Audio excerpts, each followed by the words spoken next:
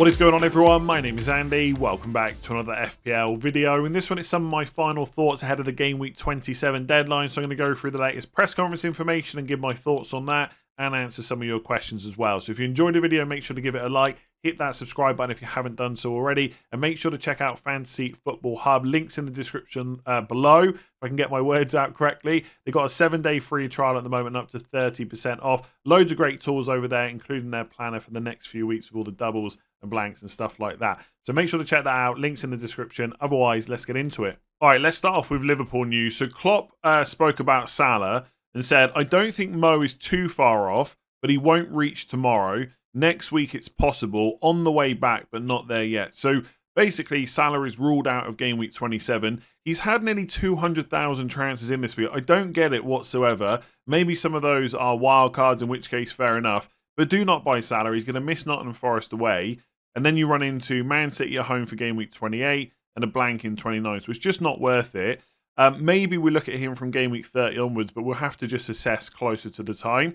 In terms of Nunez and Szoboszlai, they trained yesterday and are in contention to face Forest. So for any of you that held on to Darwin last week and didn't sell him, given that, Solanke is a bit of a doubt, which we'll talk about a little bit later, if you need to play Nunez this week, it wouldn't necessarily be a terrible move, but I don't think it's a guarantee that he starts. Like, we might see Diaz, Gakpo, and then someone on the right like Harvey Elliott, possibly Connor Bradley. That's what I'm hoping for. It probably won't happen. But I don't think it's a certainty that Nunez starts, even though, he's back in contention. It might just be that he comes off the bench. So I think you'd have to be in a pretty bad position to have to rely on him this week. But like I said, if you haven't got another forward move that you want to make, you haven't got a bench, there's no hits you want to take, then you could just play Nunez and hope for the best.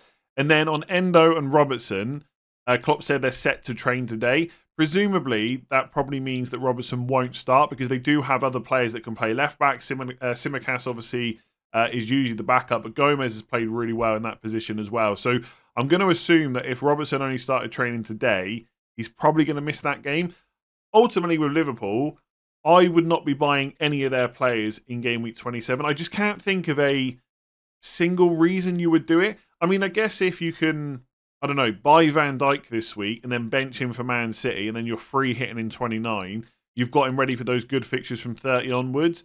But I still think there's probably better defenders to buy, like, Zabani or Senesi at Bournemouth to get Burnley away this week and then the double in 28 rather than Man City at home. So if you've got Liverpool players, they might be worth holding on to because the game in 27 is pretty good. But after that, we're probably not considering them too heavily until 30 onwards. So as usual, Ange Postecoglou was very open about injury news for Spurs. So he said that Richarlison is out for 2 to 3 weeks, which is a major blow for anyone that was thinking about keeping him for Game Week 29, which I will come on to in a minute.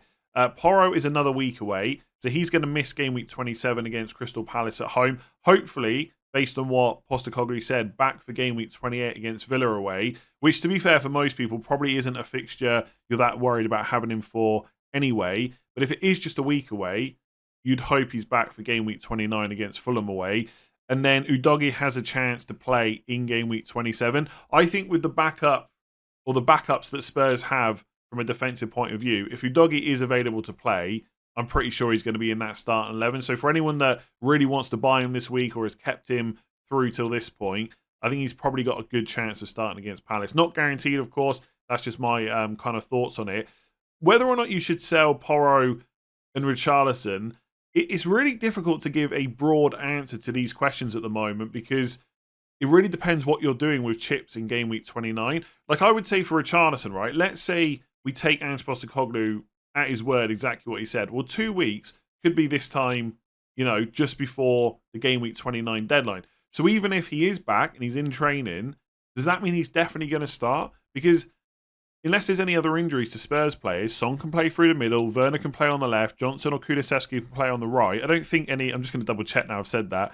I don't think currently any of those players are flagged. Yeah, they're not. So it's not like Spurs don't have options. Now, I think Richarlison's been great in that number 9 position, but if it's a case of rushing him back for 29 or just giving him another week off because they got 3 other players that can start, for FPL, that's potentially an issue. It's not a guarantee that he would start in Game Week 29. And obviously, it could be the upper end where he's out for 3 weeks, in which case that starts taking you to game week 30, which is Luton at home. And if you're free hitting in 29, that might not be a problem. And the fixtures after 30 are pretty good for Spurs. But what if it's the same situation that he's back in training just before game week 30, but then they can just play those other 3 players instead, or 3 or 4 players instead? So I think for most people, Richarlison is probably worth selling, whether you're free hitting in 29, wildcarding in 27 or 28, or even just trying to get through 29 without using a chip.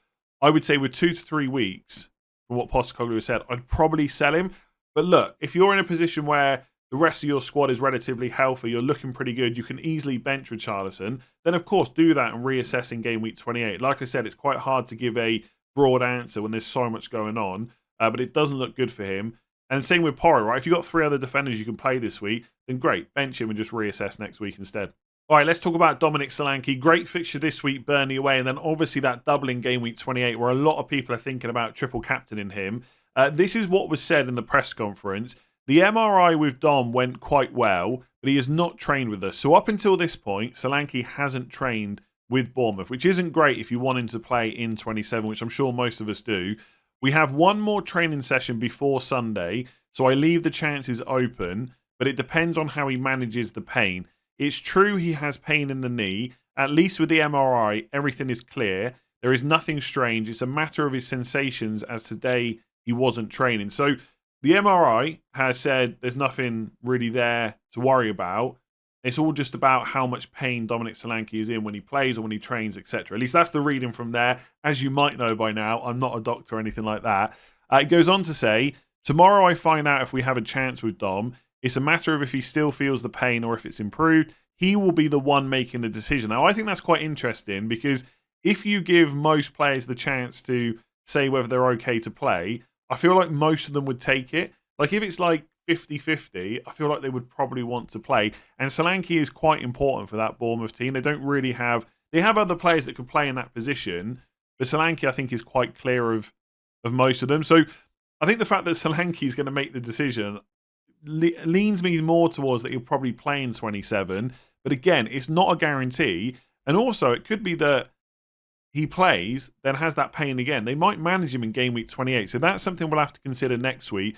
I would say for anyone that hasn't got Solanke and was thinking about bringing him in this week, I think that's a clear avoid. Now you just wait for 28 and then reassess, which is kind of the theme of the video at this point.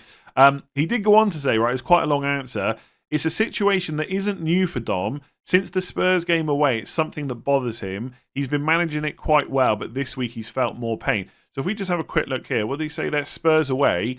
That was back in game week 20. So according to what has been said, he's played 7 games since then with this same issue. Now, in some ways, I think that's quite a good thing, because if this was a major problem, he would have missed more minutes. And since that game against Spurs, he's played 90 minutes every single time, apart from Liverpool, which was 82 minutes. So I think the fact that he's only missed an FA Cup game again is probably not a huge concern. And that's why I think I'm leaning more towards him starting against Burnley. We're trying to give him as much as we can from the medical department. We will try until the end of tomorrow. And if he's comfortable, he may want to train, but we'll have to see how it goes. He goes on to say that Enes, I'm probably pronouncing that wrong, I apologise, was training today. He showed that he has pain, but I hope he is at least available for Sunday. So I think that's... let me just come on here so I don't make a mistake with the names. That is Unau, I think you pronounce it. That's another one of those forwards, 5 million. Maybe he could play instead if Solanke's a problem. But I don't know. I just feel like, from what was said, he's probably going to be fine. I have Solanke. I'm in a position where if I bench him, I'm probably playing Bruno Fernandes. So for my team, there's a little bit more reason to play Solanke instead. But if you had... I'm trying to think now. Let's say you had Hwang, Solanke, and then Bowen on the bench, right? Or maybe you've bought Douglas Luiz recently. I think there's maybe more of a case of potentially playing them. So if you're doing like Hwang to Son like I am, and you had, Bowen against Everton away, or where's Aston Villa here? Douglas Luiz or Leon Bailey away to Luton, and you're playing Solanke ahead of one of them. If you really wanted to play it safe, you could probably play one of the Villa or West Ham players instead. But if you're like me, and you've got Bruno Fernandes set there with one of the hardest games you get all season, I probably would just risk Solanke. So, again, difficult to give a broad overview, but I think for most people, I would probably just risk Solanke. I definitely wouldn't sell him. And I think if I was wildcarding in 27, I would probably have him in that team and save the transfer, because if he's fine, if he comes through this Burnley game, plays another 80 to 90 minutes, unless he gets ruled out ahead of 28, most of us are going to captain him for Sheffield United at home Luton. I think he's pretty clearly the best answer.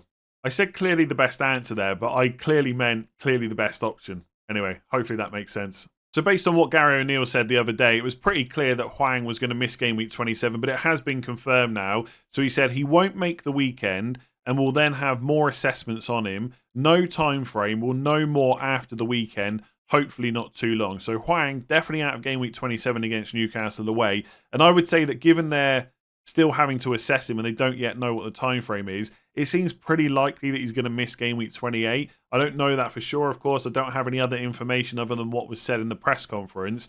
But I think with a hamstring issue that you still don't know the time frame on, I think missing 27 and 28 is probably the most likely outcome. And then you've got a blank in 29, and then it's Villa away in game week 30. Now, don't get me wrong, if he was fully fit by that game week 30 game, then no issue playing him in that kind of fixture. But I think when you look at it as a whole, he's probably just worth kind of getting rid of and then just reassessing in the future. In terms of, Wolves fixtures, one of the reasons that I bought Hwang in is because I thought I was going to potentially free hit in 29, which I might still do. And then afterwards, you got Villa, Burnley, West Ham, Forest, which are all pretty decent. Definite double at some point as well. But I just think with what we know, there's just no need to kind of hold on to him. In terms of replacements, right, I'll just fly through this because there's loads of options you could go for. If you've got the money like I have, I really like Son. If you've got a bit less money, you could go for Maddison. And I probably should have said that when I was talking about Richarlison earlier. If you're looking to sell Richarlison to another Spurs attacker and you don't have the money for Son, I think Maddison is more than viable. He hasn't got a ton of FPL returns recently, but like I said in the video the other day, we know exactly what he's capable of. Otherwise, it gets a bit tricky. You're probably looking for a player that plays in 29, depending on your chip strategy, in which case I quite like Bowen because he's got Burnley at home next week. It's a home game in 29 as well. But I certainly wouldn't rule out just buying a Villa player. And if you're someone that went for Hwang last week instead of Louise or Bailey, don't be stubborn about it, right? They've got Luton away this week. It is, let me just double check. I think it's Spurs at home in 28, which wouldn't worry me massively.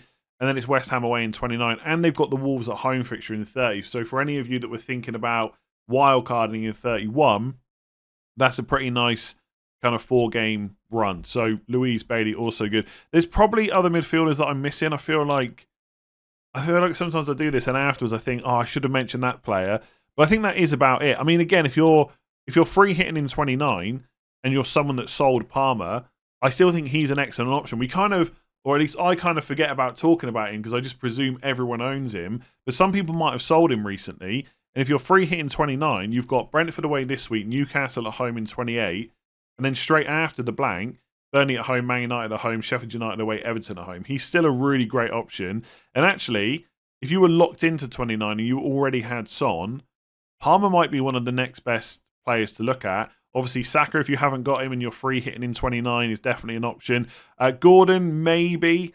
But I don't think I would go for him over Palmer, for example, or an Arsenal midfielder. So you'd have to be pretty stuck to be looking at that. So I think that's about it. I don't think there's anyone else. Luis Diaz, I'm not that interested in him. Also, the thing I don't particularly like about bringing him in is his minutes are good, but because of that Man City game, then the blank in 29, by game week 30, Liverpool might have Nunez back. Obviously, Gakpo's around, Salah as well. So Diaz's minutes might go down a little bit. I guess they only go down a lot once Jota is fit as well, and he's probably not going to be back by game week 30. So he's not a bad option, but I still think with that Man City fixture, I would just avoid him. There's probably just better players to go for. So yeah, Hwang for most people, probably got to go. So for anyone that was hoping that Estepinian was about to get a run of games in the Brighton team, I've got some bad news for you.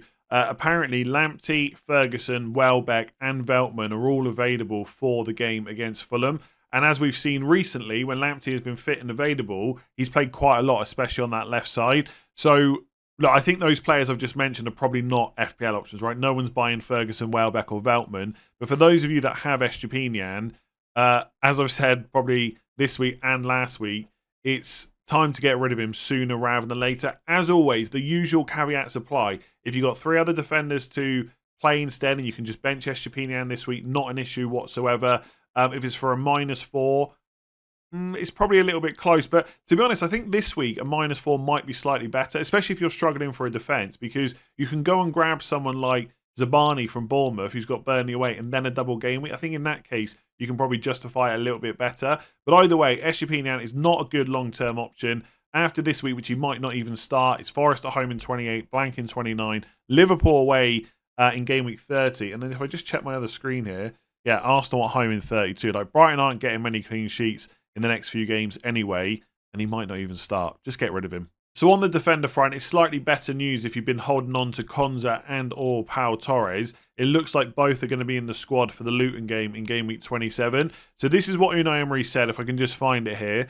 I will include them in the squad for tomorrow, but I don't know if they're going to be available 100% to play from the beginning. So there's no guarantee they're going to start.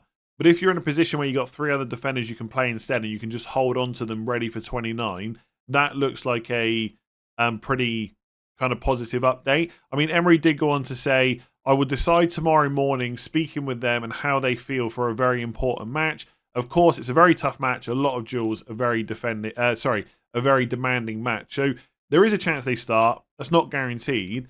But I think given that they're going to be back in the squad, they're training and stuff like that, for game week 29, you can just hope now that they stay fully fit. I mean, in 28, it's Spurs at home anyway, so there's not really a huge or a big chance of a clean sheet in that game. But holding them all the way till 29 looks pretty good. Would I buy either of them this week? Probably not. I think there's too many doubts there to warrant that. But if you've got them in your squad, I would definitely hold on to them. I don't think right now there's a massive knock-on effect in terms of other defenders in that Villa team. Like, obviously, Moreno and Luca Dean are left backs anyway. Some of you might be holding on to Matty Cash, and he's played 90 minutes in the last 3 games. I think that will continue against Luton for sure. I think the big thing that would affect Matty Cash is Pau Torres, Konza being fit, and Diego Carlos. But he's not expected back until kind of game week 29. And if he's only just back training before then, they probably wouldn't risk him. So I would assume if Konza and Pau Torres get through 27, it'd be Cash right back, Konza right centre back, Pau Torres left centre back, and then one of Luca Dean or Moreno left back. It's only when Diego Carlos is back we might see the setup where Cash comes out and Konza plays in that right back position. But obviously they kind of form a back 3 in possession, etc., etc. So I think if you're a Cash owner, happy days. He's going to continue playing. You'll probably have him for 29. And if you're someone that has been holding Pau Torres or Konza, just keep hold of him a little bit longer. All right, let's get into some of your questions. So what's the difference between wildcard in game week 27 and wildcard in game week 28? And the short answer is probably not a lot, right? I would say that a lot of people that wildcard this week will have similar drafts to those that go in game week 28. One reason that I've looked at 28 more than 27 is simply that my team looks fine for this week, right? I spoke about that earlier on team selection. You know, if we assume or hope that Solanke is going to start, and I've got the money to get Son in my midfield, that is a perfectly good 11, and I don't think I can massively improve on it by wildcarding in game week 27. So that's one reason that people are looking at going one over the other. The other thing is when you're comfortable about selling Man City players. So just to give a quick example, this is a draft that I very quickly came up with for wildcard in game week 28. This is probably not what I would end up with. And there's probably some changes you can make. The goalkeepers, for example, I wouldn't be completely happy about. But basically, you've got triple Bournemouth ready for the double in 28, triple Luton for the double in 28, plus the game in 29. So for me, if I had my wildcard and free hit, and I was wildcarding in 27 or 28, I would preferably not want to also free hit in 29, just because we don't have that 100% certainty about where fixtures are going to fall. And I just think having a chip to manage that later on is worth it. I have seen some people discussing wildcard 27 or wildcard 28 and free hit 29. I'm not that comfortable with going with that. I would rather have a chip for later on in the season. But obviously, if you were doing that, your team would be set up slightly differently. So triple Luton ready for the the game, the double in 28 and the game in 29. Triple Spurs, because again, they play in 29. You've got Gibbs White for the same reason. He plays against Luton away. You can sell him later on. And then there's still a couple of other kind of, key players you're going to want longer term. So Arsenal, Saka and Gabriel, and I've got Palmer as well. Now, I think that team would shape up pretty decently for 28 double and the blank in 29. You can make a few transfers to get the likes of Haaland and Salah in later on because there's 13.2 million in the bank. But as you can see, there's no Man City players. Now, in game week 28, they play against Liverpool away. I would be not more than happy, right? I wouldn't be in a rush to do it, but I'd be okay selling my Man City players and then maybe getting them back later on. Haaland for sure, but Foden and that could maybe wait a little bit longer. But if I'm in game week 27, am I as happy about selling my Man City players before Man United? Definitely not. Like, I really hope that they don't do well this week, but the realistic kind of fan in me tells me that Man City will do really well against Man United. So I just wouldn't want to sell them. And like I said, the rest of the team for my particular team looks all right. You might be sat there with a bunch of injuries. If you've got Hwang and Richarlison and now Solanke's a doubt, you haven't got much of a bench, your defence isn't looking good, you've got Porro, whatever it might be, all of a sudden Wildcard 27 might be a lot better. So in terms of the players you would pick, I would say relatively little difference. But in terms of what your actual team looks like right now and how comfortable you are selling certain players, especially Man City ones, that's probably going to be the difference for when you go. Other people just won't wildcard at all. They might free hit in 29 or not use a chip. Again, all team dependent. So are we overlooking Saka as a captaincy option in game week 27? And for me, whenever I'm thinking about my captains, the thought process is always the same. Is there a good enough reason to not captain Haaland or even Salah when he's fully fit? Because I think when everyone is fully fit, Salah and Haaland are the best FPL picks out there. And I think this week the answer is no. There's probably not enough reason to switch off Haaland. Like, basically, I'm looking for, is Haaland a minutes risk or does he have a really tough fixture? So if Haaland had Liverpool away this week and Saka had Sheffield United away, different conversation, right? I'd strongly look at Saka.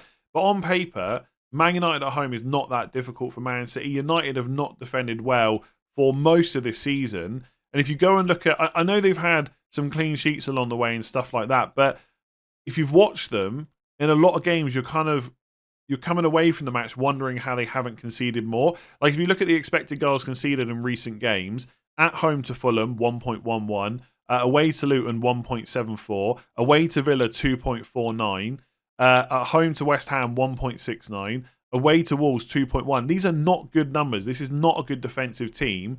And it's another away game. Hardest fixture you're going to have all season. Man City away or Arsenal away, right? So it's a tough game. And Man City are pretty good at attacking. So they're going to cause Man United lots of problems. And I just don't think that Saka away to Sheffield United is enough to kind of swing it. I also think, right, and I love Saka. I think he's a brilliant player. I've had him pretty much all season for FPL. Always stuck with him, even when he's been blanking. But I think some of these scores recently have been slightly inflated by the fact that he's had a couple of penalties. And that can change your thinking on a player. Like, all it takes is for Haaland to get 1 or 2 penalties against United, and he's going to rack up a big score, even if he doesn't necessarily play that well. So I just think we've got no doubts over Haaland's minutes. He's almost certainly going to get 80 to 90, unless they're like, 3-4-0 up a lot earlier than that. And it's a good game. And I just don't think Saka is... It's not that he's a bad option, far from it, right? He's actually a brilliant option this week. But I don't think it's good enough for me to go against Haaland. But if you think it's closer than that, and you're someone that wants to take the differential route, then why not go for Saka? I'm definitely not against that. But I think the ownership does play a part for me. And it's not that I will only ever go for the highest owned player, but the alternative has to be great for me to want to bet against the crowd, essentially. And I just don't think that's the case this week necessarily. Obviously, next week, right? Haaland against Liverpool away, Solanke with a double, easy decision there. This week, I can't convince myself to go for Saka, even though I love him as a pick. So I like this question. I know it's team dependent, but, and then another but this time in capital letters, if you were to pick your favourite chip strategy, what would it be and why? So it'd probably be the one that I spoke about a few weeks ago, which is wildcard in 31. So after the double 28 for Bournemouth and Luton players, the blank in 29, plus the Man City Arsenal fixture in 30, you'd wildcard out of all of that, ready for the rest of the season. start getting players in that you know are going to double later on, build towards the bench boost in 37, and then free hit in 34, and hope that in game week 34 there is a few double game weeks for teams and players that most people don't own with good fixtures. I think that strategy, especially if you've already been building towards game week 29, allows you to have 3 different teams in 29, 34, and 37. In theory, free hit 29 and then dead end into 34 and wildcard out of it in 35 could be really good, but I prefer the 31, 34, 37 strategy because by game week 31, hopefully, some of the fixtures have already been kind of put in, right? So we officially know who's doubling in 34, and from that information, you've got a good idea of, all the other teams going into 37. By the way, it's not just team dependent, it's also fixture dependent, right? And results from the FA Cup dependent, because we know from the blanks in 29 exactly who's going to double later on. We just don't know in which weeks they're going to go. So if, for example, I hold on to my free hit for game week 34, but I wildcard earlier and I get Liverpool, Man City, Spurs, Chelsea players, then I am hoping the other teams that have to double, like Man United, Newcastle, etc., all go into game week 34, and that people undervalue the double game weeks that they have, right? If Man United have got Newcastle and Sheffield United at home, I'd happily triple up on that, probably anyway, at least a double up on a free hit, and I think most people would kind of ignore that. So unfortunately, it's not just team dependent, it's also fixture dependent, but 31 wildcard, 34 free hit, 37 bench boost probably. But to be honest, with the number of injuries that have come up recently, I think using a chip in and around 29 and just having one of the other free hit or wildcard for later on should be enough. So no one actually asked this question, but I figure if I've given it a lot of thought, then other people might be thinking about it as well. And this is for people that have to use a chip around game week 29, that can't just play through it or don't want to play through it. If you are someone that already knows your strategy and stuff like that, you can probably just switch off at this point. There's not going to be anything else after this for the rest of the video. But for anyone that has to use either their free hit or wildcard around 29 and then is going to save the other one for later on, which is the better chip to save? Now, if you use the wildcard in 27 or 28 and then you save the free hit, that allows you to have 2 different teams for game weeks 34 and 37. As I've already said, yes, we don't know exactly which teams are going to double in which game weeks, but we know who is going to double, right? We know that Liverpool, Man City, Brighton, Spurs, Chelsea, Man United, etc., are all going to double at some point, and it's likely that teams like Liverpool, City, Arsenal all go in the same week, same as Chelsea, right? So if you have those core players, Salah, Haaland, Palmer, Son, etc., if there's another double game week that's semi-big, right? So there's like 3 or 4 teams that double in game week 34, and they have players that you don't own and you don't really want to bring in, that is the perfect opportunity to use the free hit later on. And I do see a world where that could work out really well. Worst case scenario, if no game weeks have good doubles and you just don't want to use it, you could free hit in game week 38, where you'll get a lot of team news, and obviously you'll also know how much you've got to push it in terms of chasing that overall rank or your mini league or whatever it might be. And yeah, we'll know the core players that we're going to need, from 30 to 38. You know which players from Liverpool, Man City, Spurs are the best options. They're going to be in most people's teams. Saving the wild card, though, is probably better for those with bench boost. And I think this is something that I almost have to accept for my own team. I kind of want to use the wild card in 28 and save the free hit. But I think because I've got my bench boost left, and I'm probably not going to use it until 37, it makes more sense to hold the wild card. Because, look, I know which teams are going to play, but with the bench, it's not those core players that are in your starting 11 every single week that you're hoping for points from. It's the fringe players, right? It's those 4.5 million defenders. It's those cheap midfielders. And it's all well and good trying to get them in 28 or using transfers later on. But if a load of other stuff crops up, it might be quite difficult. Plus, in 37, you're quite close to the end of the season, right? There's only one more week. And so stuff in the league could be wrapped up, like relegation, the title and stuff like that. And that might play a part in rotation. Who's actually going to play in your 11? Who's actually going to play on your bench and stuff like that as well. And I think with the wild card, different to the free hit, there is almost certainly going to be a good time to use it after game week 29, whether that's 30, 31, basically any week. you could use a wildcard, because at some point injuries will crop up. At some point you're going to have to prepare for that bench boost. At some point you'll know the fixtures and you can kind of just work around all that. So I'm going to continue giving this more thought and continue boring you to death in all the videos about it. I do see scenarios where wildcard in 28 or even 27 and saving the free hit work really nicely, where all those, the Salahs, the Haalands, etc. stay fit, and they're the ones that everyone has in 37 anyway. But the wild card maybe gives a little bit more flexibility, especially around the bench boost. Again, have a look at your own team as always. How well can you manage 27, 28, 30, 31, etc. if you have or haven't got your free hit or wild card? Everyone's going to be a little bit different, but I don't know. I really want to save the free hit, but I feel like the wild card is probably better. Anyway, nobody asked me about that, so I'm going to leave that video there. If you enjoyed the video, make sure to hit the like button. Subscribe if you haven't done so already. Would love to hit 400k before the end of the season. And if you listen on podcasts, rate 5 stars. I will be back tomorrow for the deadline stream at 12 o'clock UK time in the afternoon, because it's another late Saturday deadline. The deadline is 1:30, and we've got, let me just look here. We've actually got 1, 2, 3, 4, 5, 6 games on at 3 o'clock. So there might be some early team news, potentially for Liverpool. I'm sure you're all hoping that Conor Bradley is going to start. I guess with Spurs, maybe news around Udogie. We pretty much know at this point that Porro and Richarlison are going to miss out anyway. Potentially Villa team news. I'm not saying it's a guarantee, but I'll keep an eye out while I'm on the deadline stream. So if you want to join me for that, 12 o'clock start right up until the 1:30 deadline. Otherwise, good luck, and I'll catch you again for Game Week 28.